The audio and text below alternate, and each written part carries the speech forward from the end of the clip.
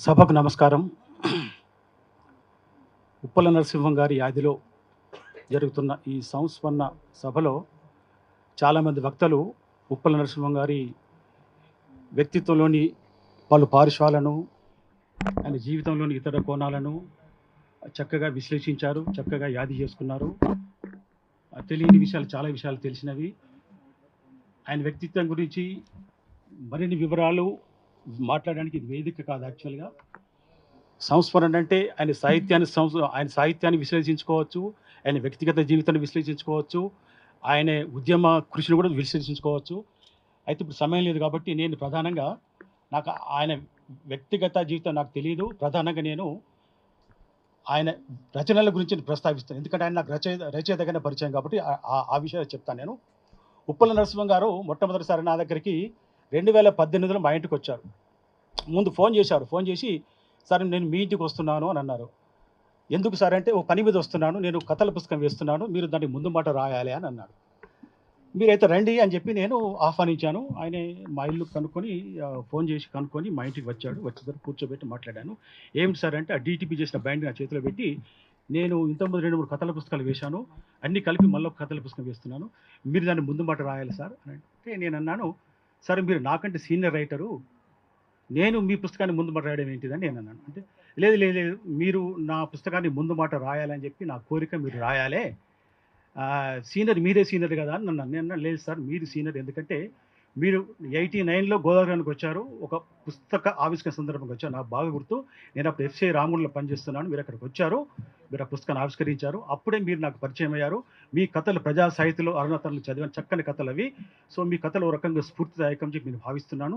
కాబట్టి మీరే సీనియరు. నేను కథా రచన రంగంలో 72లో ప్రవేశించినప్పటికి కూడాను నా కథలు రాసి తక్కువ. మీరు బాగా రాస్తున్నారు. మీరే నాకంటే సీనియరు" అంటే, "ఏదేమని మీరు నాకు రాయాలండి" అని అంటే నేను కాదనలేక తీసుకున్నాను. ఆ పుస్తకం డీటీపీ చేసిన కథల్ని వారం రోజులు పరిశీలించాను. చాలా చక్కని కథలు. నేను బాగా ఇంప్రెస్ అయ్యాను. అందులో చాలా కథలు అంతకుముందు ప్రజా సాహితీ, అరుణతార వివిధ పత్రికలు చదివాను. మళ్ళొకసారి ఒకే కట్టగా ఉన్నప్పుడు చదవడం అదొక రకమైనటువంటి అనుభూతి. బాగా ఇంప్రెస్ అయ్యాను. చాలా చక్కని కథలు. అయితే ఆయన కథల నెరేటివ్ ఏదంటే ఒకటే. భూస్వాముల దౌష్ట్యం, తెలంగాణ గ్రామీణ ప్రాంతంలో ఫ్యూడల్ వ్యవస్థ కింద నలిగినటువంటి బడుగు వర్గాల జీవితాలు. ఆ 2 అంశాలను అంత చక్కగా, అంత అంత అంత సన్నిహితంగా పరిశీలించి రాసిన మరో తెలంగాణ రచయిత నాకు కనబడలేదు. అంత చక్కగా ఉన్నాయి. అందులో ఆయన తెలంగాణ గ్రామీణ జీవితంలోని అన్ని వృత్తులను పరామర్శించారు. అన్ని కులాలను ఆయన విశ్లేషించారు. అన్ని రకాల బాధలను కూడా ఆయనే అందులో ఉట్టంకించారు. అన్ని రకాల మన వృత్తి విశేషాలను కూడా ఆయన చెప్పారు. తర్వాత జనం నాలుకల మీద నానుతున్నటువంటి కొత్త కొత్త నుడికారాలు మనకేం తెలీదు అవన్నీ. అలాంటి గ్రామీణ పదజాలను కూడా ఆయన చక్కగా వాడాడు. సో అంత చక్కగా గ్రామీణ జీవితాన్ని, తెలంగాణ జీవన నేపథ్యాన్ని, అక్కడి భాషను, అక్కడి యాసను, అక్కడి నుడికారాన్ని మరే రచయిత ఎవరు రాయలేదని చెప్పి నేను అనుకుంటున్నాను. మేము కథలు రాశాం. ఫర్ ఎగ్జాంపుల్ తెలంగాణలో అప్పుడు విప్లవోద్యమం ఉధృతంగా ఉండేది. దానివల్ల మేమందరం ప్రభావితమయ్యాం.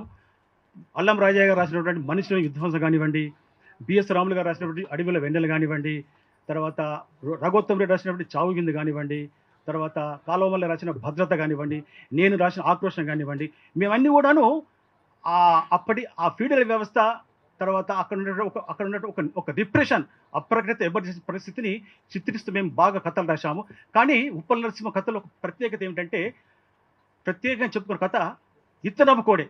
అది నాకు నాకు బాగా నచ్చింది.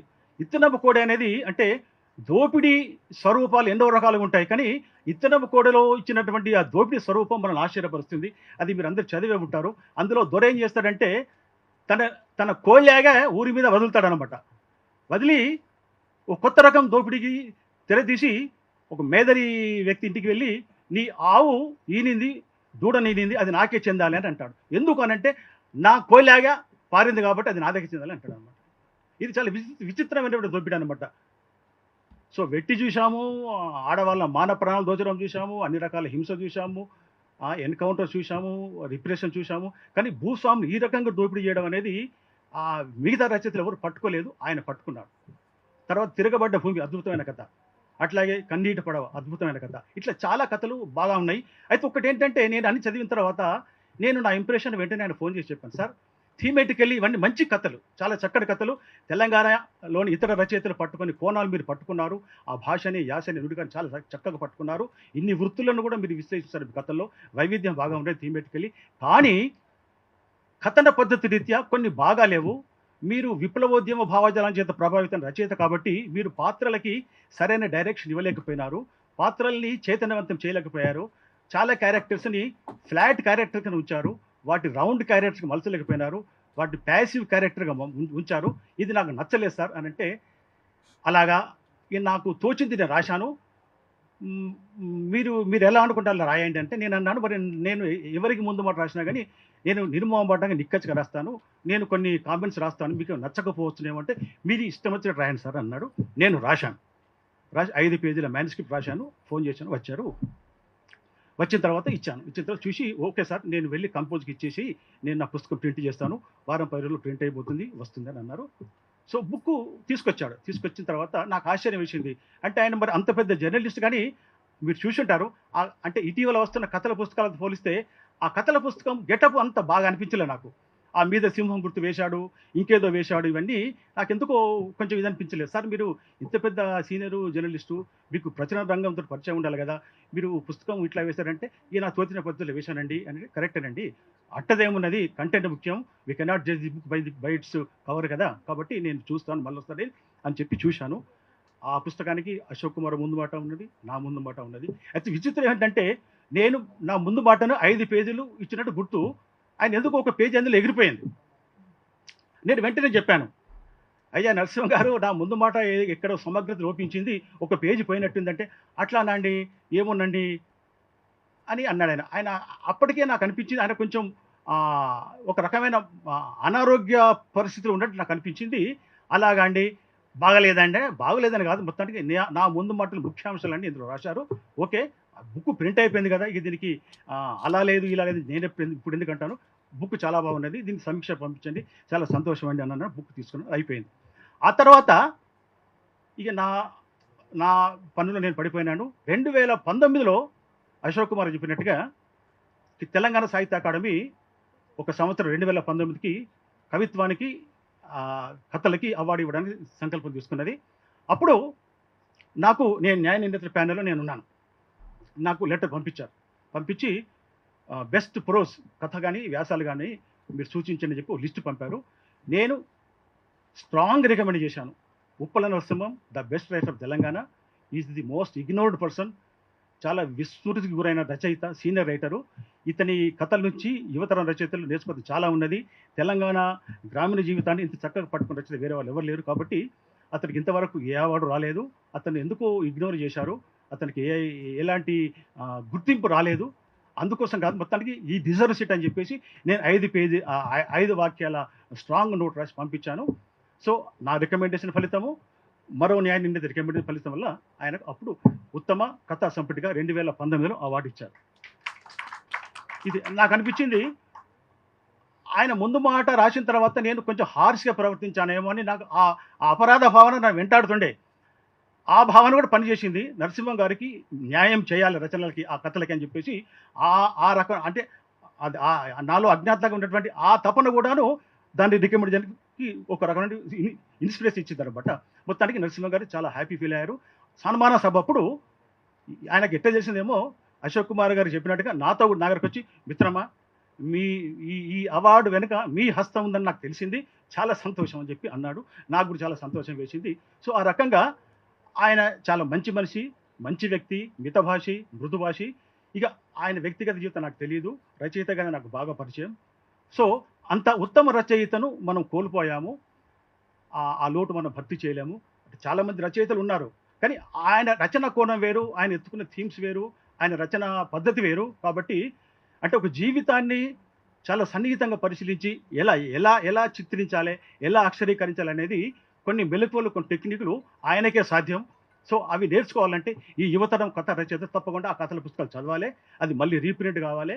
ఆ పుస్తకాన్ని వీలైనంత వరకు మరిన్ని ముద్రలు తీసుకొచ్చే ప్రయత్నం మన వాళ్ళు చేయాలి. అట్లాగే ఆ ఉత్తమ రచయిత యాదిలో ఒక అవార్డు కూడా పెడితే బాగుంటుంది. మిత్రులు చెప్పినట్టుగా ఒక అవార్డు పెట్టాలి. తర్వాత ఆయన వ్యక్తిగత జీవితంలో అనుభవించిన ఆటుపోట్లు, కష్టాలు, సుఖాలు అవన్నీ ఈ తరం వాళ్ళకి తెలియజేసేందుకు, ఆయన ఉద్యమం గురించి తెలియజేసేందుకు ఆయన ఆయన జీవిత చరిత్రను, సంక్షిప్త జీవిత చరిత్ర ఓ మోనోగ్రాఫ్ లాగా అకాడమీ గానీ, తర్వాత యూనివర్సిటీ గానీ పబ్లిష్ చేయాలి.